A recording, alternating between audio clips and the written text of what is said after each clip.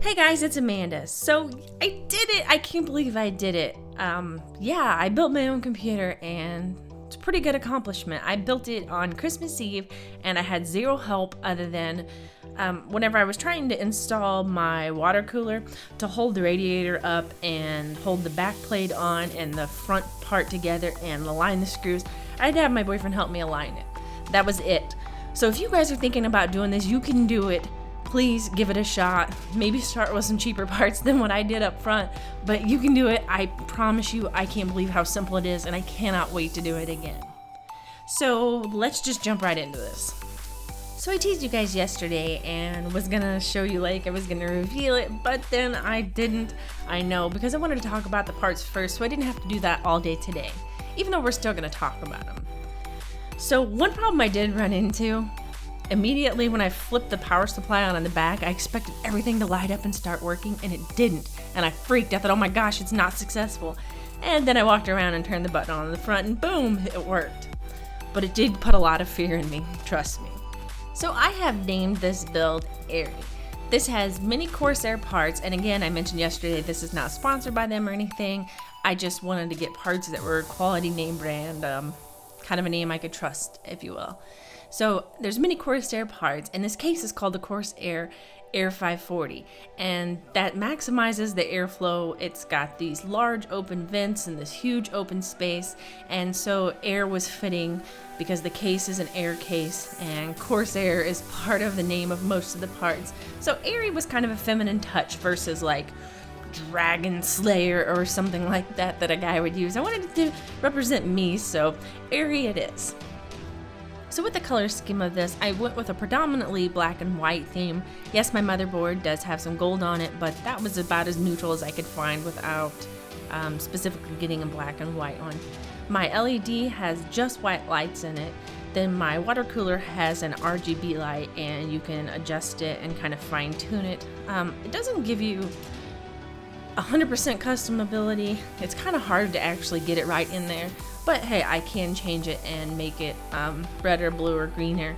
Just the exact color to match some of my other LEDs is a little bit hard on this one because it's just a little trickier how they have it set up. So I'm not going to necessarily review every individual part, but I may actually go over these lights themselves in a separate review because they have just so much to talk about, and it's something I actually know 100% what I'm talking about. If you want me to talk about the radiator and its cooling abilities, that's kind of beyond me right now. I plugged it in, it's working. Until something goes wrong, I'm not going to know so much about it. But the lights themselves, they're crazy customizable, and I've got 3 strips in here right now, and I have one also on the bottom, which I'll show you a better view of that in just a second.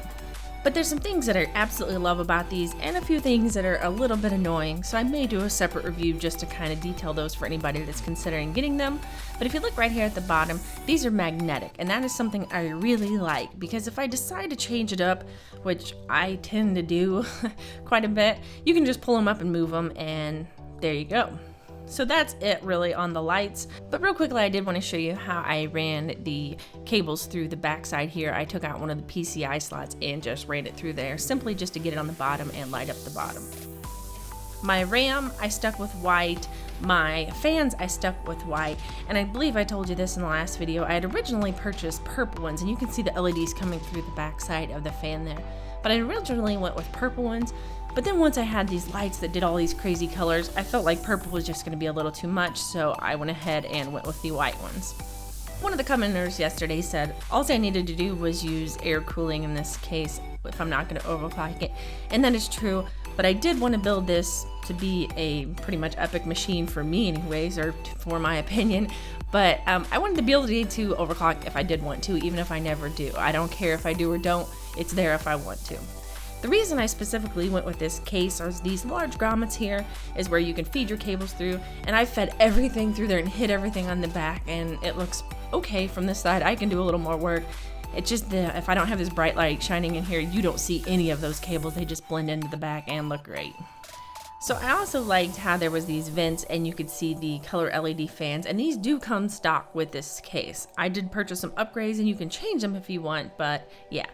And there's also 2 bays on the front where you can install your CD and DVD drives, your reset, your power button, your headphone, your microphone, as well as 2 USB ports. And then if we flip around and look at the back I/O, you have your DisplayPort, HDMI, I can't remember what those are, DVI and VGA I believe, 2 USB 3.1s, 4 USB 3.0s, and then your optical, and to be honest, I don't know what all the colors are for the coded ones, but it's again some more headphone and microphone inputs and things like that. So if you guys haven't checked out yesterday's video, you may want to watch that first. It kind of goes over why I picked what I did. But long story short, I don't have a GPU in here yet, and that's because I'm not sure if I'm successfully going to get this turned into a Hackintosh and get OS X installed. I did go ahead and install Windows, and that's up and running perfectly, but depending on which way I go, I need to make my graphics card decision based on that. So that's why there's no graphics card in this big open space at the bottom. So I need to go ahead and buy another SSD and try to install OS X on that. And it's kind of important to me at this time because I built this machine to edit, and I'm not going to have to learn a new program just to use it on Windows and also pay for another program. So I do really want to get OS X on here so I can use Final Cut Pro. Alright guys, thank you for watching. If you have any comments or suggestions, leave them down in the comments below. I will have a full setup video coming soon. Until then, I'll see you in the next one.